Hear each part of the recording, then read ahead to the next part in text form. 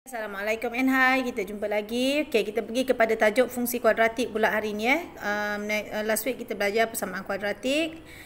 Minggu ni kita buat revision fungsi kuadratik. Okey, tengok pada soalan yang pertama, dia bagi dekat sini, dia kata rajah 4 menunjukkan graf fungsi kuadratik yang mana persamaan tersebut adalah fx. Okey, persamaan dia adalah fx sama dengan x tolak 3 kuasa 2 tolak 25. Okey, dan dia bagi kita graf. Okey, diagram graf macam ni.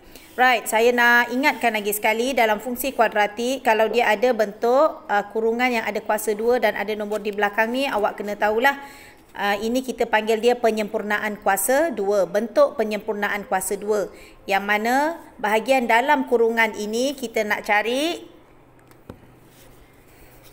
Nanti kita tengok apa soalannya, kita nak cari apa. Okey, kita pergi dulu yang pertama. Nyatakan koordinat bagi titik minimum. Nyatakan koordinat titik minimum bagi lengkung tersebut.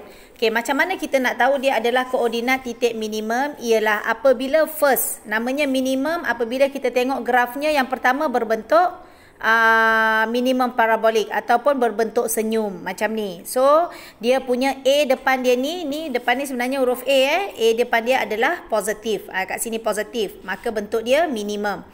Okey, selepas tu macam mana kita nak tahu titik koordinat? Koordinat maksudnya mesti ada titik X dan juga titik Y. Dekat mana kita nak cari titik X ni? Titik X ini kita cari dari dalam kurungan. Ni, kita cari dari dalam kurungan. Keluarkan X tolak 3 samakan dengan kosong. X sama dengan 3. Maka kita letak dekat sini 3. Nampak? Right. Seterusnya, kita nak cari Y pula. Daripada mana kita cari Y? Tengok dekat sini. Nilai yang berada di luar kurungan dan kuasa 2 ini negatif 25. Inilah yang kita panggil sebagai titik minimum. Jadi jawapan kita 3 negatif 25 adalah titik minimum bagi lengkung ni. Okey? 3 negatif 25. Okey. 3 negatif 25 ni berada di sinilah. 0, 1, 2, 3 lebih kurang sini. Paksi simetri dia. Okey, kalau soalan tanya apakah paksi simetrinya?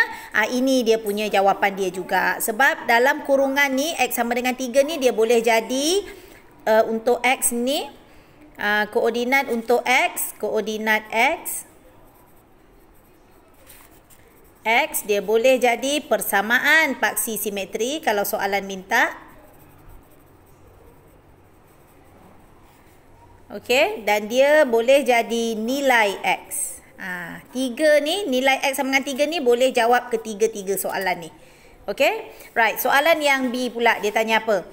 Carikan persamaan paksi simetri bagi lengkung itu. See? Kita dah dapat dah. Persamaan paksi simetri adalah ini juga. So, persamaan paksi simetri kita untuk B, X sama dengan 3. Dah dapat lagi markah. Right? Asalkan awak tahu konsep, then you can answer the question. Okey.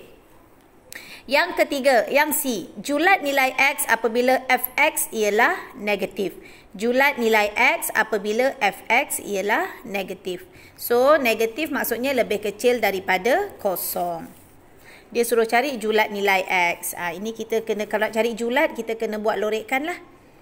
Okey, so lebih kecil daripada kosong means, ini kita tak payah ni sebenarnya. Lebih kecil daripada kosong maksudnya, ini dia punya border kan. Ni border dia. So, kalau lebih kecil daripada kosong, kita kena lorek, kalau negatif is Fx lebih kecil daripada kosong. Kalau lebih kecil, lorekkan di bahagian dalam. Kalau bahagian dalam, maksudnya X kita ni, ni saya buat lorekkan kat sini lah.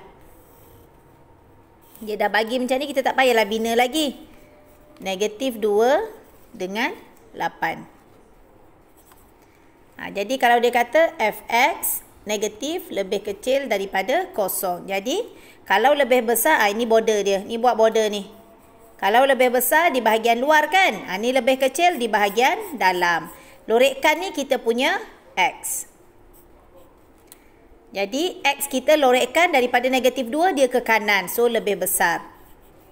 Daripada 8 dia bahagian belah kiri. So inilah kita punya julat. Bagi nilai X. Nak X kat sini.